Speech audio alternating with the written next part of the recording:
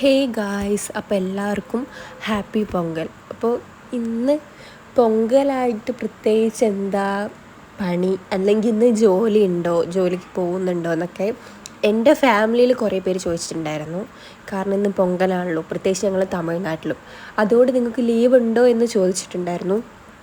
എവിടെ leave guys? നമ്മൾ രാവിലെ ഇന്നലെ വരെ എന്താ പറയുക, തലേദിവസം വരെ നമുക്ക് 7:50 പോയാൽ മതിയായിരുന്നു. ഇന്ന് പൊങ്കലായതുകൊണ്ടാണോ എന്നറിയില്ല, നമുക്ക് രാവിലെ 7 മണിക്ക് പേഷ്യൻ്റ് ഉണ്ടായിരുന്നു. അപ്പോൾ നമുക്ക് രാവിലെ പോകേണ്ടി വന്നു. ഒരു 6:40 6:45 ആയപ്പോഴത്തേക്ക് ഞങ്ങൾ ഇറങ്ങിയിട്ടുണ്ടായിരുന്നു കേട്ടോ. അങ്ങനെ പുറത്തേക്ക് ഇറങ്ങിയപ്പോഴാണ് മഞ്ഞ് എന്നൊക്കെ പറഞ്ഞാണ്ടല്ലോ, അമ്മാതിരി മഞ്ഞ്. നമുക്ക് ചിലപ്പോൾ നിങ്ങൾക്ക് ഇങ്ങനെ കണ്ടാൽ മനസ്സിലാവില്ല.